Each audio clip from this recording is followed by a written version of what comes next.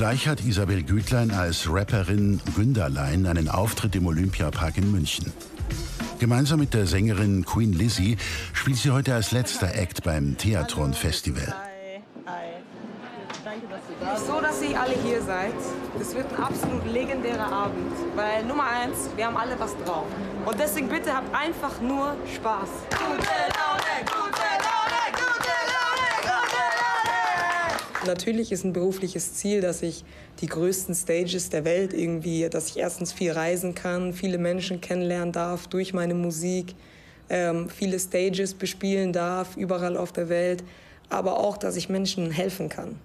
Weil ich nun mal auch viele Sachen erlebt habe in der Vergangenheit, die ich natürlich auch in meinen Songs verarbeite. Und ich mir manchmal denke, selbst wenn ich nur einer Person, die den Song hört und sich denkt, ich bin nicht alleine, dann habe ich alles richtig gemacht und dann fühle ich mich auch gut.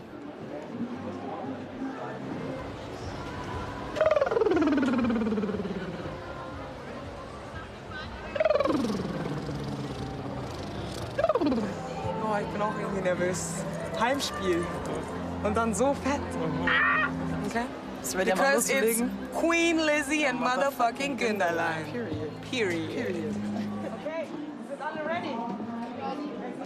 Also ich weiß noch genau, anfangs, vor allem die ersten 5 bis 10 Konzerte, war das wirklich ganz schlimm vor Konzerten. Ich bin hin und her gelaufen im Backstage und war so, no, ich will nach Hause gehen, ich will hier nicht sein, ich will das gar nicht machen. Aber mittlerweile ist natürlich schon immer noch so ein Nervositätslevel da. Aber es ist eher so dieses Positive, ich bin aufgeregt, ich freue mich jetzt auf die Bühne zu gehen und Leute zu sehen und zu spielen.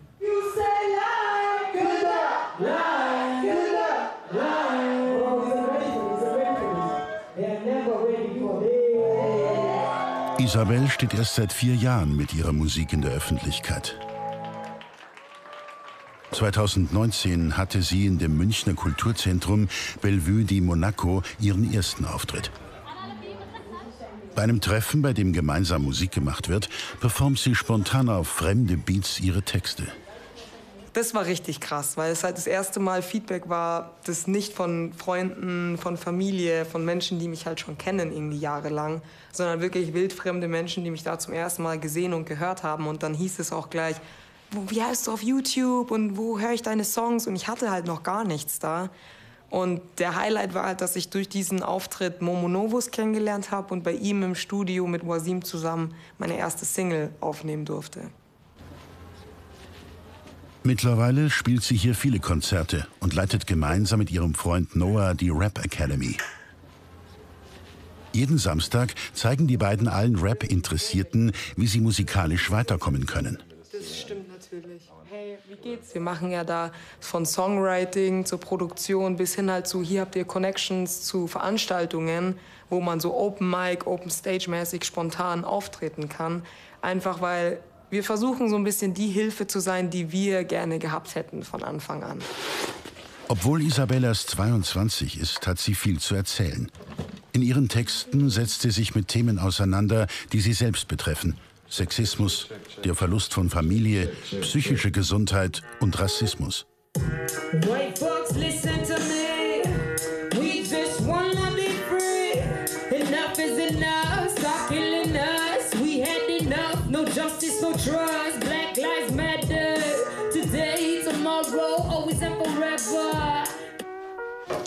könntest du ja schon mal die Tomaten rausholen, was backst. Dann haben wir ein bisschen Mozzarella. Dann haben wir die Penne. Isabels Vater Werner Gütlein ist Münchner. Beruflich war er aber viel in Afrika unterwegs, wo er Isabels Mutter kennengelernt hat. Die ersten Jahre hat die Familie in verschiedenen Ländern Afrikas gelebt. Auch wenn sich Isabel kaum an die Zeit erinnert, hat die afrikanische Kultur Spuren hinterlassen. Da hört man eigentlich immer Drumming, auch von der Kirche, da wird unglaublich viel gesungen, das ist wahnsinnig laut. Kirchen in Afrika, die Messen sind generell 2, 3 Stunden lang und da wird unglaublich viel gesungen und das hört man dann im ganzen Dorf. Und Musik ist allgegenwärtig in Afrika. Also da wurde sicher schon der erste Stein gelegt, ja. Als Isabel in die Schule kommt, zieht die Familie nach München. allerdings ohne die Mutter. Sie ist 2005 an Malaria verstorben. Die Oma in München versucht, so gut es geht, die entstandene Lücke zu schließen.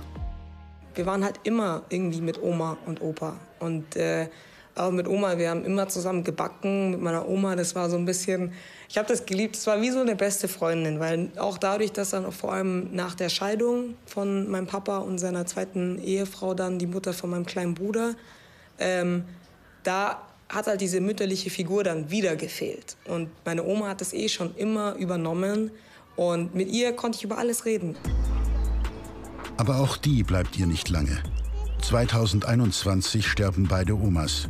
Erst die deutsche, kurz darauf die in Uganda. Zusätzlich geht Isabel mit ihrem Freund durch eine schwere Zeit.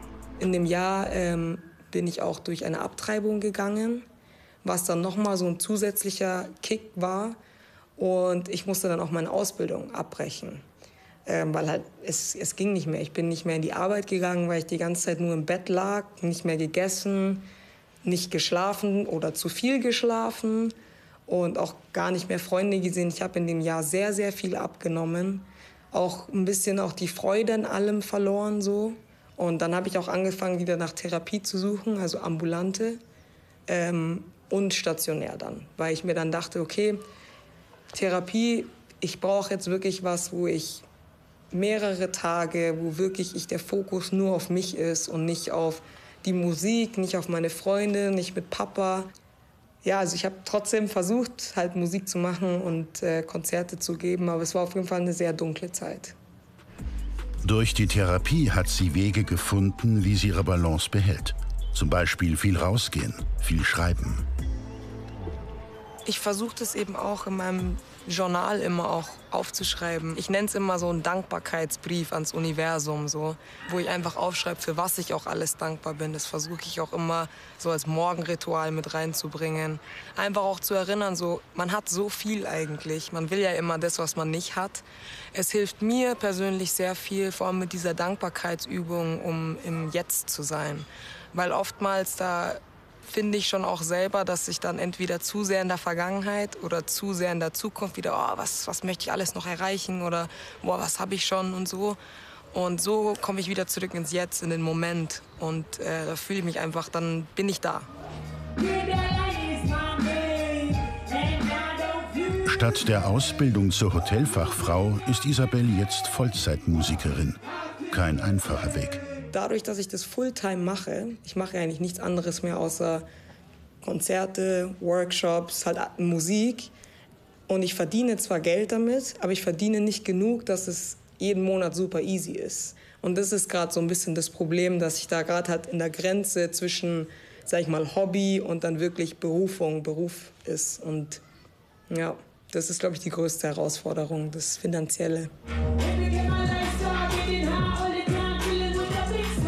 Auf der Bühne, das ist so das erste Mal, wo ich mich wirklich zu 100% wohlgefühlt habe, in meinem Sein, in meinem, wie ich bin, in meinem Auftreten auch.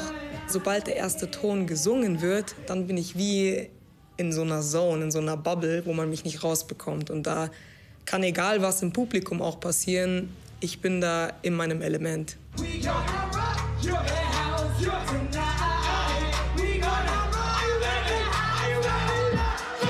In München hat Günderlein eine musikalische Familie gefunden. Hier findet sie Vorbilder, darf aber auch selbst Vorbild für viele sein. Und mittlerweile weiß ich weiß schon, ich bin talentiert, ich weiß auch, wo ich hin will und was ich auch alles schaffen und machen kann. Und das hilft mir natürlich auch sehr im Leben weiter.